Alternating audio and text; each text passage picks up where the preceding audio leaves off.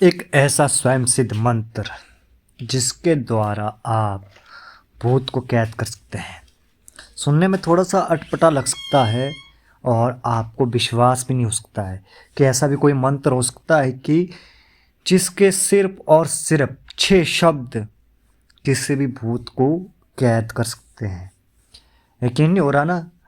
तो वीडियो को पूरा देखना, तब आपको यकीन हो जाएगा कि ये मंत्र वाकई ही चमत्कारिक है और स्वयं सिद्ध मंत्र है, हिमाचली पहाड़ी मंत्र है।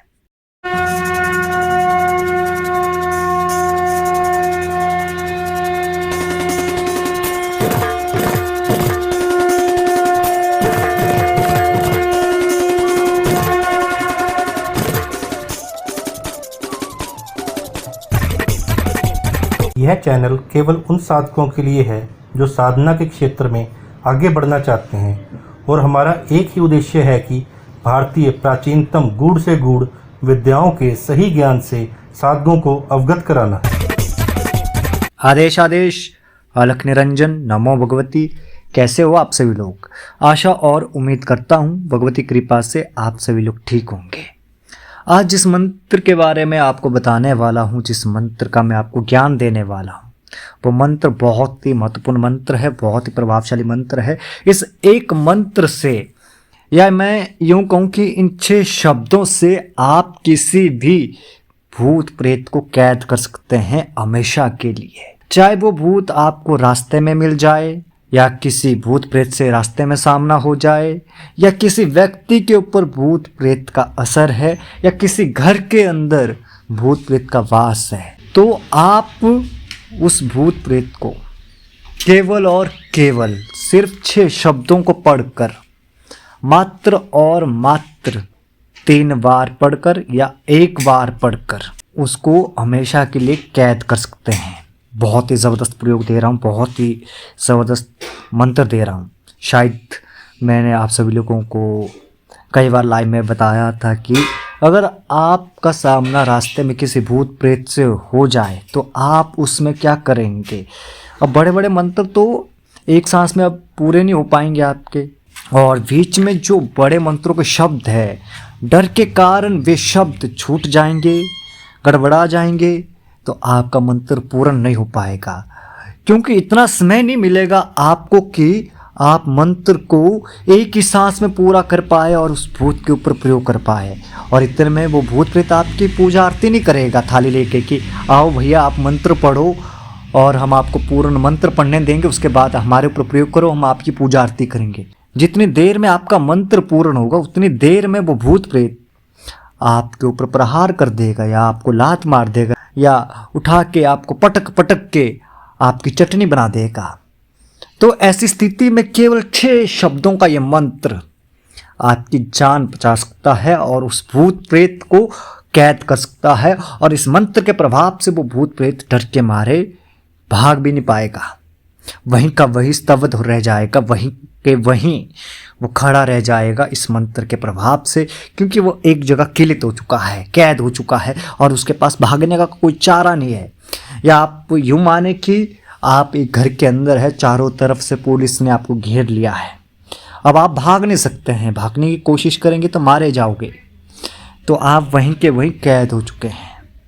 तो ठीक इसी तरह से इस मंत्र का प्रभाव है कि जैसे ही आप पढ़ेंगे एक बार, तो एक बार में ही पढ़ने से वो भूत प्रेत वहीं कैद हो जाएगा, वो भाग नहीं पाएगा। फिर आप उसको वचनबद्ध भी कर सकते हैं, अपना गुलाम भी बना सकते हैं, क्योंकि वो मिन्नतें करेगा आपको छुड़ाने के लिए कि मुझे आज़ाद करो। तो इस बहाने आप उससे कहिए कि आप वचन दीजिए मेरे साथ रहेंगे और मेरा कार्य करेंगे और मेरा कभी बुरा नहीं करेंगे, तो बिना साधना की कोई सिद्धि भी मिल जाएगी आपको। तो यह मंत्र बहुत प्रभावशाली है, इसको करके देखना। पहले मैं आपसे लोगों को मंत्र सुना देता हूँ। वादा वादा सेना वादा सेना वादा, बस इतना सा मंत्र है, 6 अक्षर है। बांधा बांधा सेना बांधा सेना बांधा, बस इतना सा शब्द है। अब करना क्या है? मंत्र तो स्वयं सिद्ध है, कभी भी प्रयोग कर सकते हैं आप, परंतु जागृत कर लेंगे तो और ज़्यादा ऊर्जा आएगी मंत्र की, और ज़्यादा प्रभावशाली बनेगा, और ज़्यादा ताकतवर बनेगा। आपको स्वयं सिद्ध मंत्रों में क्या करना पड़ेगा? उनके ऊपर आपको अधिकार स्थापित करना पड़ेगा। उनको अपने अनुसार चलने के लिए विवश करना पड़ेगा, जागृत करना पड़ेगा। जो भी स्वयं सिद्ध मंत्र होते हैं, एक बात याद रखना, वे सुप्तावस्था में होते हैं। और सुप्तावस्था में क्यों होते हैं? मान लो कि मैं साधक हूँ, ठीक है, मैंने स्वयं सिद्ध मंत्रों की विद्या ग्रहण की है, मेरे पास स्वयं सिद्ध मंत्र है, मैंने उनको जागृत करके रखा है। जब मेरी मृत्यु होगी तो मेरी मृत्यु के पश्चात वे मंत्र मैंने किसी भी किताब में लिखे होंगे, किसी भी कॉपी में लिखे होंगे, वे सुप्त अवस्था में चले जाएंगे। फिर आप उनका जितना मर्जी अध्ययन कर लो, जितना मर्जी याद कर लो, फिर आपके वे मंत्र कार्य नहीं करेंगे। अधिकतर स्वयं सिद्ध मंत्रों में यही गड़बड़ियाँ रहती है कि आपने बहुत सारे स्वयं सिद्ध मंत्र ले लिए हैं, परंतु आपको पता नहीं कि वे जागृत है कि सुप्तावस्था में है। आपके वो मंत्र सुप्तावस्था में रहते हैं। हो सकता है शुरुआती टाइम में आपके मंत्र कार्य करने लग जाए, परंतु एक समय के बाद वे मंत्र कार्य नहीं करते हैं, उनका लाभ देखने को नहीं मिलता, उनका असर देखने को नहीं मिलता है। तो इसलिए उनको जागृत करना पड़ता है, क्योंकि सुप्त अवस्था में होते हैं, वो सुप्त अवस्था से जगाने होते हैं।